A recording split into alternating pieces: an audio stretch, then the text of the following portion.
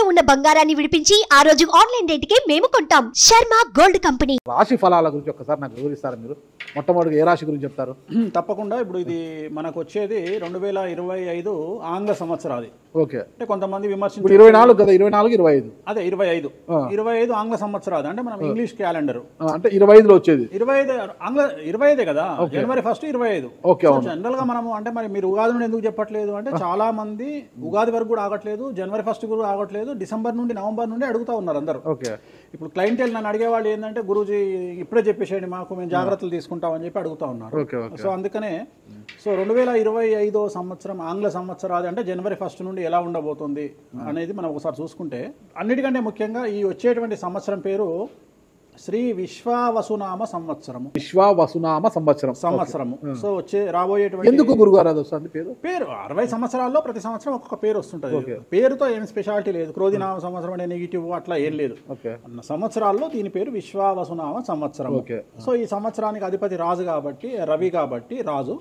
So Ravi మనకు command చేస్తూ ఉన్నాడు కాబట్టి ఈ సంవత్సరం అతి ముఖ్యమైన విషయం ఏంటంటే రాజకీయంగా దేశవ్యాప్తంగా రాష్ట్రాల వ్యాప్తంగా పెను సంచలనాలు నమోదవ్వడము ఈ సంవత్సరం 2025 సంవత్సరం లక్షణాలు. ఎందుకంటే రాజుల మధ్యన రాష్ట్రాల మధ్యన గొడవలు, మరీ ముఖ్యంగా కొంతమంది ప్రముఖ రాజకీయ నాయకులకు మృత్యుగండము, అలాగే అన్ని రంగాలలోకి సెలబ్రిటీలు, సినిమా ఇండస్ట్రీ, రాజకీయము, బిజినెస్, ఎనీ ఇండస్ట్రీ, యువకులు, మరి ముఖ్యంగా మగవాళ్ళు యువకులు 40 సంవత్సరాల వయసులోపు ఉండే వాళ్లకు కార్డియాక్ అరెస్ట్లు అనేటివి ఈ సంవత్సరం అతి ముఖ్యమైన విషయం. ఎందుకంటే ఆల్రెడీ మనం చూస్తున్నాం ఇప్పటికే, కానీ వాటి తీవ్రత పెరిగే అవకాశం ఉంది. కారణం ఏంటంటే రవి కమాండ్ చేస్తూ ఉన్నాడు కాబట్టి. రవి అంటే చర్మము, హార్ట్, కళ్ళు, ఎముకలు. సో కరోనా లాంటి అంత పెద్దది కాకపోయినా ఒక సమస్య, ఒక వైరస్ మళ్ళీ ప్రపంచాన్ని బాధించే అవకాశం ఉంది. అది మరీ ముఖ్యంగా చర్మం మీద దాడి చేసే అవకాశం ఉంది. అంటే చర్మానికి సంబంధించినటువంటి ఒక సమస్యల బారిన పడి ఈ సంవత్సరము జనాలు వైరస్ బారిన పడే అవకాశం ఉంది మరీ ముఖ్యంగా. అలాగే ఇప్పుడు ఇంచుమించు 40 సంవత్సరాల లోపు యువకులకు కార్డియాక్ అరెస్ట్ అనేటువంటివి జరిగే అవకాశాలు కనిపిస్తూ ఉన్నాయి. అలాగే ఈ సంవత్సరం గుండెపోటు వల్ల మరణాల సంఖ్య చాలా ఎక్కువ. ఇదంతా 2025 జనవరి నుంచి ఎగ్జాక్ట్లీ. అలాగే ఈ సంవత్సరము ఎండల తీవ్రత చాలా ఎక్కువ, విపరీతమైనటువంటి ఎండలు ఉండే అవకాశం ఉంది. అలాగే ఈ సంవత్సరాలు ప్రపంచవ్యాప్తంగా అగ్నిపర్వతాల పేలుడు అనేటువంటిది ఈ సంవత్సరం గమనించాల్సినటువంటి విషయం. అలాగే ఈ సంవత్సరం మంచు పర్వతాలు కరగడం వల్ల వాతావరణంలో మార్పులు గమనించాల్సి ఉంటుంది ఈ సంవత్సరం. అలాగే అమెరికా దేశానికి విపరీతమైనటువంటి గాలి తుఫానులు, వరదలు ఈ సంవత్సరం కనిపిస్తూ ఉన్నాయి. అలాగే 1-2 దేశాల మధ్యన యుద్ధ వాతావరణం ఖచ్చితంగా ఉండి తీరుతుంది, లేదా యుద్ధం జరుగుతున్నాయి కదా, అది ఇంకా పెరుగుతుంది. ఇప్పుడు ఉన్నదానికంటే తీవ్రత పెరుగుతుంది అనేది. అలాగే మనకు 2025 సంవత్సరంలో సెప్టెంబర్ 7వ తేదీ 2025 సంవత్సరం ఆదివారం రాహుగ్రస్త సంపూర్ణ చంద్రగ్రహణం ఏర్పడుతుంది. ఇది కుంభరాశికి వ్యతిరేకమైన ఫలితాలు ఇస్తుంది. అలాగే వచ్చే సంవత్సరం అంటే 2025 సంవత్సరంలో మే 9వ తేదీ నుండి సరస్వతి నదికి పుష్కరాలు అనేటువంటివి ఏర్పడతా ఉన్నాయి. ఈ సంవత్సరము రాజకీయ నాయకులకు సంబంధించి మరీ ముఖ్యంగా ఇందాక మనం మాట్లాడుకున్నట్టుగా పవన్ కళ్యాణ్ గారికి ఏలినాటి శని వెళ్ళిపోతుంది. అలాగే లోకేష్ గారి జాతకరీత్యా, పవన్ కళ్యాణ్ గారి జాతకరీత్యా విపరీత రాజయోగం అనేటువంటిది కనిపిస్తూ ఉంది. జగన్మోహన్ రెడ్డి గారికి లేదా రాజయోగం వల్ల? ఇప్పుడు లేదు, ఈ సంవత్సరం లేదు. అంటే 2025 సంవత్సరంలో లేదు. 29 కన్నా ఉందా? అది మన తర్వాత మాట్లాడుకోవాలి. ఓకే. 25లో మాత్రము నేను అనేది ఏంటంటే ఇప్పుడున్న స్థాయి కంటే వీళ్ళిద్దరికి ఇంకా పై స్థాయికి వెళ్లే అవకాశం ఉంది, లోకేష్ బాబు గానీ పవన్ కళ్యాణ్ గారు కానీ. అదే నాకు అర్థం కావడం, వాళ్ళిద్దరు మంత్రులే, నాకు అర్థం కాదు. ఇంకా ఇప్పుడు ఉన్నటువంటి పదవుల కంటే కూడా గొప్ప పదవులను వీరు పొందేటువంటి అవకాశాలు కనిపిస్తున్నాయి. రాజ్యసభ తీసుకుని కేంద్రానికి వెళ్తారా? కేంద్ర మంత్రులు వెళ్తారా? కేంద్ర మంత్రులు వెళ్తారా? పెద్దదే కదా, కేంద్ర మంత్రి అనేది పెద్దది కదా. సో అది ప్రభాస్ గారి జాతకంలో చాలా అనుకూలమైనటువంటి ఫలితాలు, శుభవార్తలు వినేటువంటి అవకాశాలు కనిపిస్తా ఉన్నాయి. వివాహం అవుతుందా చెప్పలేము, ఎందుకంటే తులారాశి కాబట్టి వివాహం కావచ్చు. సో ఫ్యాన్స్ కి ఇది పండగనే, పెద్ద పండగనే. ఓకే. సో ఇది ఓవరాల్ గా ఇంకా బేసిక్ డీటెయిల్స్, అంటే ఓవరాల్ 2025లో ఎలా ఉంటుంది. సో ఇప్పుడు మనం రాశుల గురించి కనుక తీసుకున్నట్లయితే ఎలా ఉంది, రెమెడీస్ ఏంటి? ఎస్. నెక్స్ట్ కనుక తీసుకున్నట్లయితే మనకు 2వ రాశి వృషభ రాశి. 2025 సంవత్సరంలో వృషభ రాశి జాతకుల విశ్లేషణ కనుక చేసినట్లయితే ఆదాయం 11, వ్యయం 5, రాజపూజ్యం 1, అవమానం 3. వీళ్లకు రాహు యొక్క ప్రభావం మరియు కేతు యొక్క ప్రభావము చాలా తీవ్రంగా ఉంటుంది. అలాగే శని సానుకూలత వల్ల చాలా వరకు అనుకూలంగా ఉండబోతుంది. ఈ సంవత్సరము ప్రతి విషయంలోనూ అనుకూలతలు అన్ని రంగాల వారికి చేయు వృత్తి వ్యాపారాల యందు అనుకూలించును, లాభించును. అలాగే వ్యవహార జయము, బంధుమిత్ర సౌఖ్యము, కుటుంబంలో సంతోషాలు, శుభకార్యాలు మరియు ధైర్య సాహసాలు ఎక్కువగా ఉంటాయి. అలాగే వ్యాపారంలో విపరీత లాభాలు, ఉద్యోగంలో ప్రమోషన్లు, పోలీసు మరియు న్యాయవాదులకు ఈ సంవత్సరం విపరీతమైనటువంటి అనుకూలత ఫలితాలు ఉండే అవకాశాలు కనిపిస్తూ ఉన్నాయి. విద్యార్థులకు విదేశీ యానం, అలాగే విదేశాల్లో చదువుకునేటువంటి విద్యార్థులకు ఉద్యోగ అవకాశాలు, అలాగే విదేశాల్లో వ్యాపారం నిర్వహించేటువంటి వారికి ఇతర అవకాశాలు మరియు వ్యాపారంలో విపరీత లాభాలు ఏర్పడే అవకాశాలు ఖచ్చితంగా కనిపిస్తూ ఉన్నాయి. అవివాహితులకు వివాహయోగ సూచనలు, సంతానం లేని వారికి సంతానము, ముఖ్యంగా రైతులకు విపరీత లాభాలు ఈ సంవత్సరం ఉండబోతున్నాయి. రైతులు వృషభ రాశి రైతులైతే గనక ఎరుపు రంగు పంటలు, ధాన్యాలు ఎక్కువగా పండించడం ద్వారా విపరీతమైనటువంటి ఫలితాలను పొందవచ్చు. అన్నీ మీరు 12 రాశుల గురించి చెప్పారు గురుగారు. అట్లా ఎక్కువగా ఒక పూజ మాత్రం ఎక్కువగా చెప్పారు, చాలా మంది కూడా చెప్పారు. తిరునల్లార్ శనీశ్వర ఆలయం, శని ఎఫెక్ట్. ఓకే, ఎక్కువ మందికి తిరునల్లారు చెప్పిన అక్కడ ఎంత 450 రూపాయలు ఉంటుంది పూజ. అది తిరునల్లారు పాండిచ్చేరిలో ఉంటుంది. అక్కడికి వెళ్ళి పూజ చేసుకుంటే సరిపోతుంది. ఇది పేరును బట్టి ఈ రాశుల ప్రకారం ఇలా ఉంటుందని మీరు రాశారా, లేకపోతే వాళ్ళ డేట్ ఆఫ్ బర్త్ ప్రకారం? నక్షత్రం బట్టి, నక్షత్రాలు. ఓకే, నక్షత్రాలు వాళ్ళకి అర్థమైపోతుంది, వాళ్ళ నక్షత్రాన్ని బట్టి. అశ్విని నక్షత్రం మేషరాశి, భరణి నక్షత్రం మేషరాశి, పుష్యమి నక్షత్రం కర్కాటక రాశి. మీ రాశి నా రాశి ఒకటే. నా రాశి ఏదో నాకు తెలియదు గురుగారు. మీది వృశ్చిక రాశి. మీది అదేనా? మరి ఎలా గురుగారు ఈ మధ్యన బాగానే ఉందంటారు? మనకు బాగుంది, ఇంకా మన రచనే, ఇంకా రచనే రచనే. ఎట్లా రచ్చ? ఇంత వివాదాలు అవుతున్నాయి, ఏం కథ అసలు?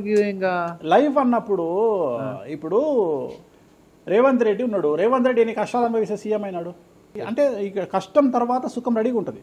ఓకే, ఇప్పుడు కష్టపడ్డారు కాబట్టి మీకు సుఖం ఉంది అంటారు. మీకు కాదు, మళ్ళీ మీకు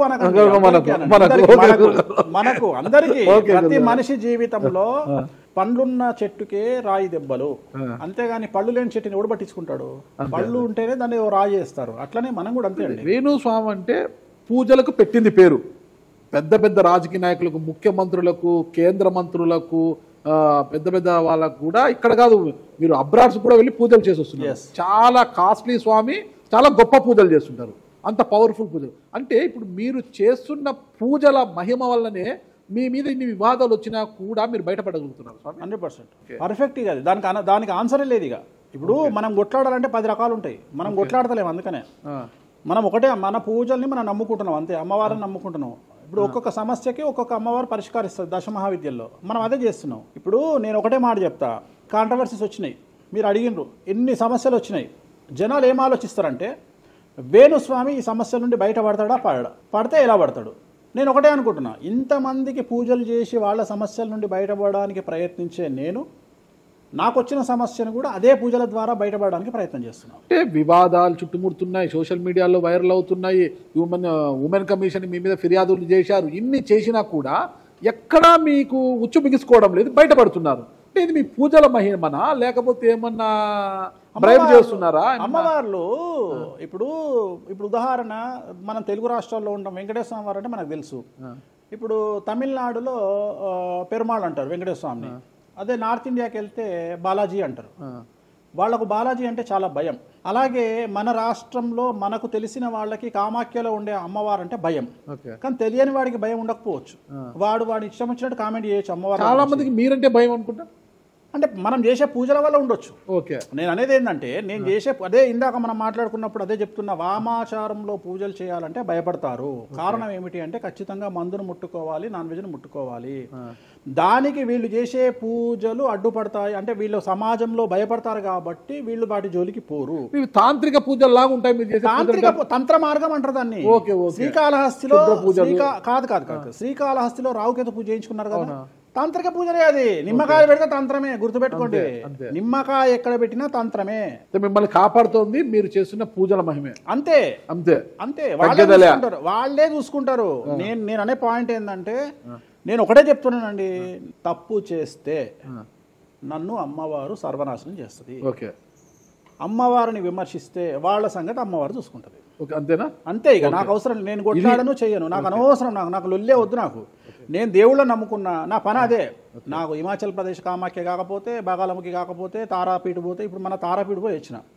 చాలా మందికి తెలియదు, తారాపీఠ అని కలకత్తా నుండి 300 కిలోమీటర్లు ఉంటుంది. మీరు కావాలంటే గూగుల్ చేయొచ్చు. తారాపీఠ అని అమ్మవారు అండి. ప్రతిరోజు శ్మశానంలో ఉంటుంది అమ్మవారు, ఒరిజినల్ శ్మశానంలో ఉంటుంది. ప్రతిరోజు అమ్మవారికి ప్రసాదం అంటే డెడ్ బాడీ దహనం అయినాకనే అమ్మవారికి నైవేద్యం పెడతారు. అంత పెద్ద ప్రసిద్ధమైనటువంటి దేవాలయం. అమ్మవారు శివుడికి పాలిస్తూ ఉంటుంది. తారాపీఠ అంటుంది దాన్ని. శ్మశానంలో ఉంటుంది.